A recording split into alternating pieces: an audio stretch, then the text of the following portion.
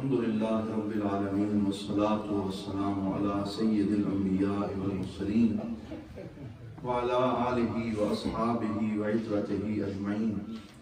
اما بعد فاعوذ باللہ من الشیطان الرجیم بسم اللہ الرحمن الرحیم قال اللہ تبارک و تعالی فی القرآن المجید والفرقان الحمید انما ولیکم اللہ ورسولہ والذین آمنوا الذين يقيمون الصلاة ويؤتون الزكاة وهم راكعون صدق الله مولانا العظیم وبلغنا رسوله النبی الکریم۔ تمام احباب محبت سے ادب سے حضور کریم صلی اللہ علیہ وسلم کی بارگاہ میں درود پاک کا نذرانہ پیش کریں۔ الصلاۃ والسلام علیک یا سیدی یا رسول اللہ، الصلاۃ والسلام علیک یا سیدی یا حبیب اللہ، الصلاۃ والسلام علیک یا رحمۃ للعالمین وعلی آلک واصحابک یا شفیع المذنبین۔ لائق صد عزت و تکریم حضور دیوان کریم غریب نواز حضرت قبلہ پیر محمد امین الحسنات شاہ صاحب دامت برکاتہم القدسیہ، سجادہ نشین آستانہ عالیہ امیر السالکین بیرہ شریف، اور حضور خانوادہ ضیاء الامت کے چشم و چراغ حضرت قبلہ پیر میجر ابراہیم شاہ صاحب زیدہ مجدہ، جملہ برادران اسلام، اللہ کے فضل و کرم سے ہم سب جمعۃ المبارک کے اس اجتماع میں حاضر ہیں، اور آج کے جمعۃ المبارک کو یہ خاص نسبت نصیب ہے کہ 13 رجب المرجب کی نسبت سے حضرت سیدنا و مولانا مشکل کشا شیر خدا حضرت سیدنا علی ابن ابی طالب کرم اللہ تعالی وجہہ الکریم آپ کا یوم ولادت ہے، اور پوری دنیا میں آپ کا ذکر پاک کیا جا رہا ہے۔ اس میں کوئی شک و شبہ نہیں ہے کہ اسلام میں حضرت سیدنا علی شیر خدا رضی اللہ تعالی عنہ کو ایک امتیازی مقام حاصل ہے۔ آپ السابقون الاولون میں سے ہیں، اصحاب بدر میں اولین صحابہ میں ہیں، عشرہ مبشرہ کے چمکتے ہوئے ستارے ہیں، شیر خدا ان کا لقب ہے، داماد رسول صلی اللہ علیہ وسلم ہونا ان کا شرف ہے، حیدر کرار ہونا یہ ان کا نصیب ہے، اور صاحب ذوالفقار اور بوتراب ہونا، بوتراب یہ حضور صلی اللہ علیہ وسلم نے آپ کو عہدے اور رتبے عطا فرمائے ہیں، اور ان کے وجود میں نسبتوں کی ایک کہکشاں سجی ہوئی ہے کہ ان کے حضور صلی اللہ علیہ وسلم سے ایک برادرانہ نسبت کو دیکھا جائے کہ حضور کے چچا زاد ہیں، اور پھر سرکار دو عالم صلی اللہ علیہ وسلم نے ان کی کفالت بھی فرمائی ہے، اور اس کے ساتھ ساتھ یہ شرف بھی ان کو نصیب ہے کہ ان کے دونوں شہزادے جنتی جوانوں کے سردار حسنین کریمین رضی اللہ تعالی عنہما ہیں، اور ان کی زوجہ حضرت سیدہ طیبہ طاہرہ زکیہ بطول سیدہ خاتون جنت سلام اللہ علیہا ہیں۔ آپ کو حضور صلی اللہ علیہ وآلہ وسلم نے یہ شرف بھی عطا فرمایا کہ من احب علیاً فقد احبنی، جس نے علی سے پیار کیا اس نے مجھ محمد الرسول اللہ سے پیار کیا، اور جس نے علی سے بغض رکھا اس نے مجھ سے بغض رکھا۔ اور پھر آپ کو سرکار نے فرمایا اے علی مجھے اپنے رب کی عزت کی قسم، لا یحبک الا مؤمن ولا یبغضک الا منافق، کہ جو آپ سے پیار کرے گا وہی مومن ہے، اور جو آپ سے بغض رکھے وہ سب سے بڑا منافق ہے۔ تو حضور صلی اللہ علیہ وسلم نے آپ کی ذات کو فارق کے حق و باطل بنا دیا ہے، اور ہجرت کی رات آپ کو اپنے بستر پہ سلایا، امانتیں آپ کے سپرد کی۔ حضور ضیاء الامت رحمت اللہ تعالی علیہ نے ضیاء النبی شریف میں یہ واقعہ لکھا کہ سرکار دو عالم صلی اللہ علیہ وسلم خود تو اپنے یار غار حضرت سیدنا صدیق اکبر رضی اللہ تعالی عنہ کے ساتھ سفر ہجرت پہ روانہ ہوئے، اور 12-13 دن کے طویل سفر کے بعد وہاں پہنچے۔ حضرت علی شیر خدا رضی اللہ تعالی عنہ نے صبح اٹھ کے امانتیں واپس لوٹائیں، ہر بندے کو اس کی وہ امانت جو اس نے سرکار کے پاس رکھی تھی وہ پہنچائی، پھر پیدل نکل کھڑے ہوئے، اور آپ نے 12 دن کا وہ سفر جو 600 کلومیٹر کے قریب بنتا ہے اسے پیدل ان سنگلاخ چٹانوں کے اوپر کیا۔ اور آپ لکھتے ہیں کہ جب سرکار قباء کے مقام پہ جلوہ گر ہوئے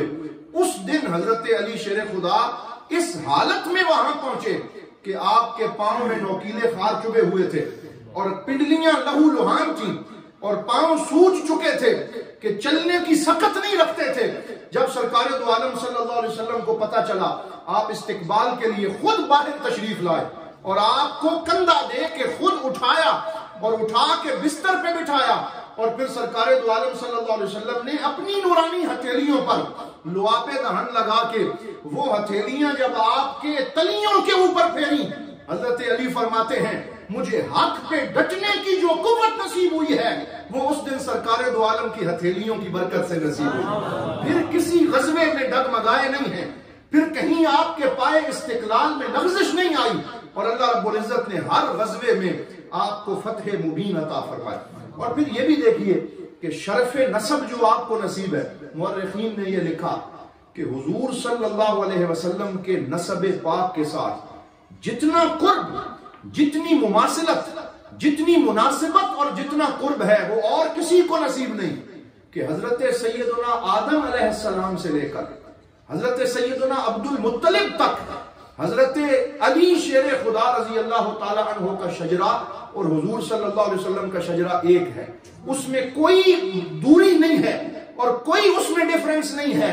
اور حضور صلی اللہ علیہ وسلم نے فرمایا میں پاک پشتوں سے پاک رحموں میں منتقل ہوا، تو ہم یہ کہہ سکتے ہیں کہ جن پشتوں اور نسبوں میں حضرت سرکار مدینہ صلی اللہ علیہ وسلم کے نور نے سفر کیا ہے، انہی پشتوں کے اندر حضرت مولا علی کے نور نے سفر کیا ہے، اور ان کا یہ نسب ایک ہے. اور پھر آپ دیکھیں دو جگہ پہ یہ نسب جو ہے دو ہستیوں کی وجہ سے تبدیل ہوتا ہے. ایک طرف حضرت سیدنا عبداللہ ہیں تو دوسری طرف حضرت سیدنا ابو طالب ہیں، پھر ایک طرف حضرت علی شیر خدا ہیں اور دوسری طرف محمد الرسول اللہ صلی اللہ علیہ وسلم ہیں. یہ دو جگہ پہ نسب جدا ہوتا ہے اور پھر یہی نسب پاک حسنین کریمین کی ذات میں آ کے پھر جمع ہو جاتا ہے. تو یہ اللہ رب العزت نے حضرت علی شیر خدا رضی اللہ تعالی عنہ کو شان عطا فرمائی. جلیل القدر صحابی حضرت سیدنا عبداللہ بن مسعود رضی اللہ تعالی عنہ ترجمان القرآن، آپ فرماتے ہیں میں ایک دن اپنے کریم آقا صلی اللہ علیہ وسلم کی بارگاہ میں حاضر تھا. حضرت علی شیر خدا تشریف لائے حاضر ہوئے. کسی نے آپ کے مقام و مرتبے کے بارے میں سرکار سے پوچھا تو اس دن حضور نے یہ حدیث ارشاد فرمائی قسمت الحکمت عشرۃ اجزاء،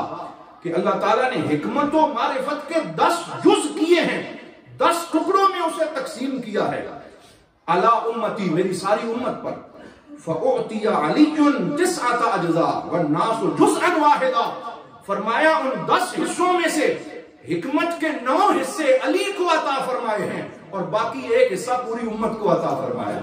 تو گویا علم اور ولایت میں پوری امت مولا علی کی دریوزہ گر ہے اور ان کی بارگاہ فیض سے فیض علم و معرفت حاصل کر رہی ہے. پھر حضور صلی اللہ علیہ وسلم نے ارشاد فرمایا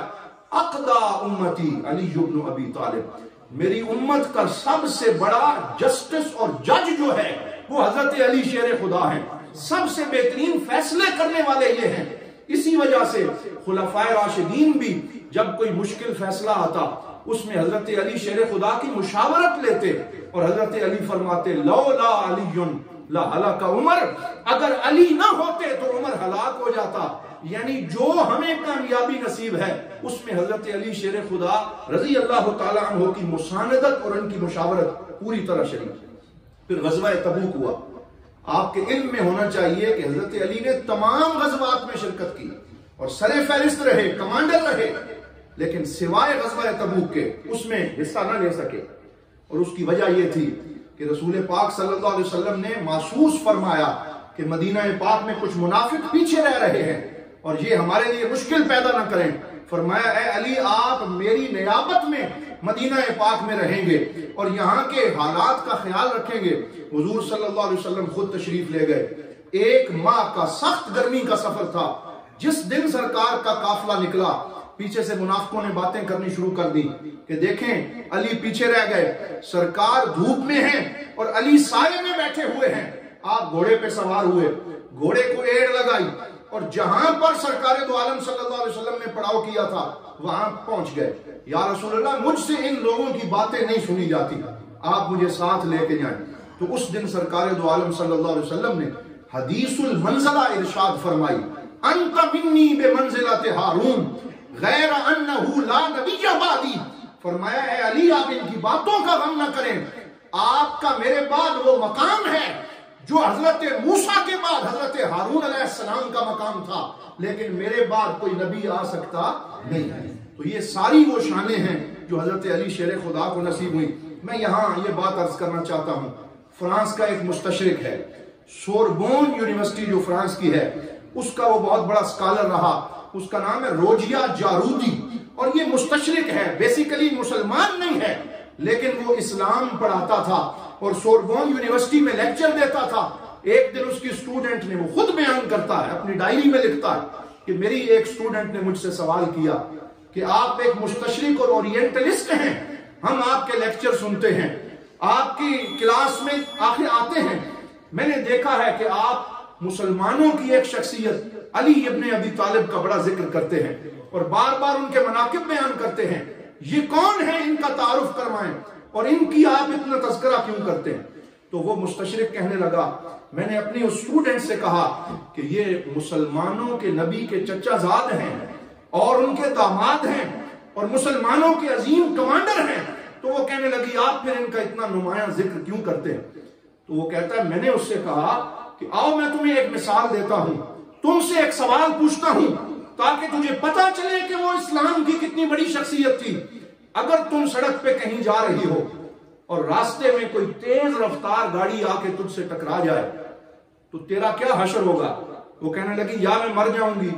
یا بے ہوش ہو جاؤں گی. تو پھر جس نے تجھے ٹکر ماری ہے اس کے بارے میں تیرا رویہ کیا ہوگا؟ کہ اس کو قرار واقعی سزا دی جائے، اس کو پکڑا جائے، میں اسے کبھی معاف نہیں کروں گی. تو اس نے کہا یہ جو علی شیر خدا رضی اللہ تعالی عنہ ہیں، ان کے ساتھ بھی ایسا ہوا کہ وہ تو مسجد میں فجر کی نماز پڑھنے جا رہے تھے اور مسجد شریف کے اندر ایک بندے نے اپنی تلوار ان کے سر میں اتاری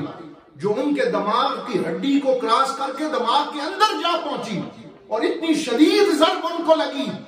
لیکن اور وہاں اس دماغ میں وہ پہنچی جہاں علم و حکمت کے خزانے چھپے ہوئے تھے. اگلے دن اسلام کی اس ہستی نے اپنی وصیت لکھوائی ہے، ذرا اس کی وصیت کو پڑھو تمہیں پتا چلے کہ وہ کیا تھے. پھر اس نے آپ کی وصیت کے یہ الفاظ پڑھے،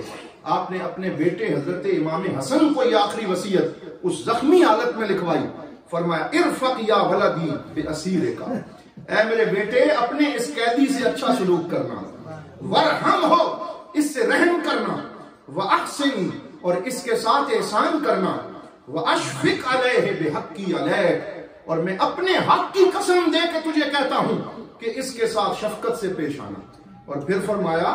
اطعمہ یا بنی مما تاکل، جو کھانا ہمارے گھر میں پکتا ہے اسی سے اسے کھلانا، واسقہ مما تشرب، جو تم خود پیتے ہو وہی اسے پلانا، لا تقید لہ قدما، اس کے قدم کو نہ باندھنا، ولا تغل لہ یدا، اس کے ہاتھوں میں زنجیریں نہ ڈالنا، فإن أنا مت فاقتص منه بأن تقتله بضربة واحدة، اور اگر میں اس دنیا سے چلا جاؤں پھر اسلامی قصاص جو بنتا ہے وہی لینا کہ صرف ایک ضرب سے اس کا کام تمام کرنا، ولا تحرقه بالنار، آگ سے اسے نہ جلانا، ولا تمثله اور اس کا مسئلہ نہ کرنا، فإني سمعت جدك رسول اللہ، میں نے تیرے دادا رسول اللہ صلی اللہ علیہ وسلم سے سنا، آپ نے فرمایا ایاک والمسلح، کسی بندے کا مسئلہ نہ کرنا، ولو بالکلب العقور، چاہے وہ ایک کتا ہی کیوں نہ ہو، کسی کا مسئلہ کرنے کی اجازت نہیں ہے. فإن أنا عشت، اگر میں زندہ رہا، فأنا أولى بالعفو عنه، تو میں اس کو معاف کرنے کا زیادہ حقدار ہوں. اوصیکما بتقوی اللہ، میں تمہیں اللہ سے ڈرنے کی وصیت کرتا ہوں. وأن لا تبغیا الدنیا، اور میرے بعد دنیا کو طلب نہ کرنا، ولا تأسف على شيء منها، اور دنیا کی کسی چیز کے ضائع ہو جانے پہ افسوس نہ کرنا، وقولا بالحق، اور ہمیشہ حق بات کرنا، وعملا للأجر، اور اللہ سے اجر لینے کے لیے کام کرنا، وکونا للظالم خصما وللمظلوم عونا، اور ظالم کے مد مقابل بننا اور مظلوم کی تم مدد کرنا وہ کہنے لگا مجھے اور پوری تاریخ انسانیت میں کوئی ایسا بندہ نظر نہیں آتا جس کے دماغ میں ضرب لگے اور اس کی ساری قوتیں مدمحل ہو جائیں، جواب دے جائیں، اور اس حالت میں وہ جب اپنی وصیت لکھائے اس کے اوسان اپنی جگہ پہ ہوں، وہ اسلام کے اس دین رحمت کے تمام تقاضوں کو پیش نظر رکھے،